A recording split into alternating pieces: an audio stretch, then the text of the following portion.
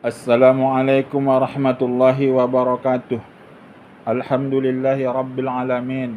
Wal aqibatu lil muttaqin wala udwana illa 'alal zalimin. Asyhadu an la ilaha illallah wahdahu la syarikalah. Al malikul haqqul mubin. Wa asyhadu anna Muhammadan abduhu wa rasuluh. Al mab'uts lil alamin. Bapak, Ibu, saudara-saudari yang saya hormati, hewan kalau ditinjau dari segi sucinya dan dari segi najisnya, atau ditinjau dari segi yaitu di waktu hidupnya dan setelah matinya, maka pembagian hewan itu dibagi kepada 4 macam. Ada yang suci di waktu hidupnya dan suci setelah matinya. Mana dia yang suci setelah masih hidupnya, di masa hidupnya dan juga setelah matinya adalah diantaranya adalah manusia. Maka dikatakan, kenapa manusia itu dikatakan adalah hewan? Kenapa kata orang mantik manusia itu adalah hayawanun natik, yaitu hewan yang dapat berpikir? Pada prinsipnya manusia itu adalah sewaktu hidupnya dia adalah suci dan juga setelah matinya adalah suci. Kalau dalam rangka yaitu tidak menghinakan, maka boleh memakan yaitu daging manusia. Apa contohnya? Ada orang yang menggigit-gigit kukunya, kemudian setelah itu dia telan kukunya, itu kan memakan daging manusia. Tapi karena tidak dalam rangka menghinakan, maka itu tidak haram dia lakukan. Tapi kalau dalam rangka menghinakan, seperti dia potong-potong, dia masak, kemudian dia rebus, dia gulai, dan dia makan, itu kan menghinakan. Maka kalau sampai dia menghinakan manusia, maka itu adalah hukumnya haram. Kenapa? Karena ada firman Allah dijelaskan dalam Al-Quran, walaqad karramna bani Adam. Maka kami sungguh memuliakan anak Adam. Maka kalau seandainya adalah tujuan kita adalah menyakiti manusia, apakah dia di waktu hidup, maka oleh sebab itu, ataukah dia setelah mati, maka oleh sebab itu adalah perbuatan yang haram. Bahkan dijelaskan dalam kitab Kisful Khummah, yaitu bahwa kalau seandainya bukan cuma sekadar pada diri manusia itu sendiri, bahkan setelah dia dikubur, haram kita menduduki di atas pusaranya. Maka oleh sebab itu apa? Kenapa diharamkan? Karena adalah menghinakan yaitu manusia. Karena dijelaskan dalam kitab Al-Fatawa Ibnu Saltud, yaitu berdasarkan hadis Rasulullah sallallahu alaihi wasallam, kasri azimil maiti ka kasri azimil hayy. Menyakiti yaitu anggota tubuh orang mati sama hukumnya seperti menyakiti anggota tubuh orang yang masih hidup. Maka oleh sebab itu, kalau menyakiti orang yang hidup hukumnya haram, maka menyakiti orang yang mati juga hukumnya adalah haram. Bahkan tadi sebagaimana saya jelaskan, kita duduk di atas pusara kuburan itu termasuk salah satu menyakiti orang yang mati. Maka oleh sebab itu diharamkanlah kita duduk di atas kuburan. Ma'asyiral muslimin rahimakumullah.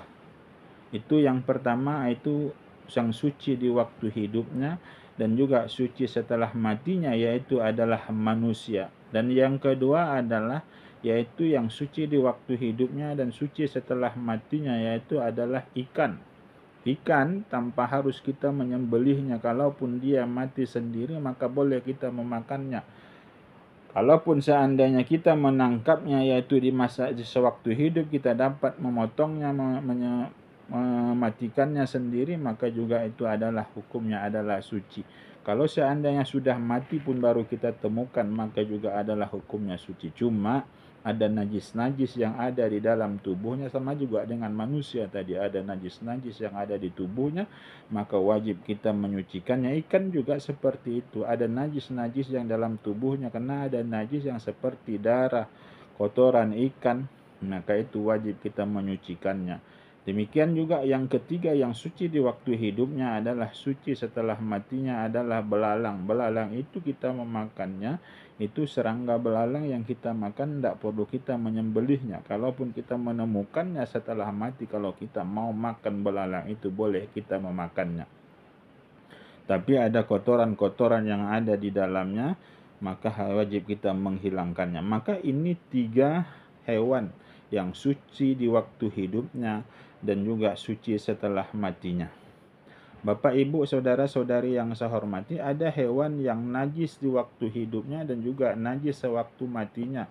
Itu diantaranya kemarin sudah kita jelaskan pada pertemuan yang lalu, yaitu anjing dan babi. Anjing waktu hidupnya walaupun kita menyentuhnya najis, maka oleh sebab itu wajib kita menyamaknya dan menyucikannya.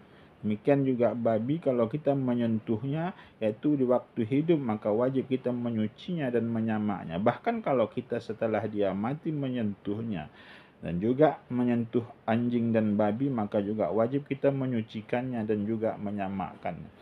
Maka menyentuhnya saja haram, apalagi memakannya, makan dagingnya, ataupun memakan apapun dari anggota, yaitu anggota bagian dari anjing dan babi keseluruhnya adalah haram. Bahkan yaitu yang lahir dari babi dan anjing, apakah dengan sebab perkawinan silang, kecuali sebagaimana yang saya sampaikan yang lalu, setelah menjadi manusia dia baru dia tiada menjadi najis. Tapi kalau dia masih sebagai binatang, apakah dia berbentuk kambing yang lahir dari babi atau berbentuk unta yang lahir dari babi atau dari anjing, maka dihukumkan dia adalah seperti hukumnya, yaitu hukum anjing dan babi.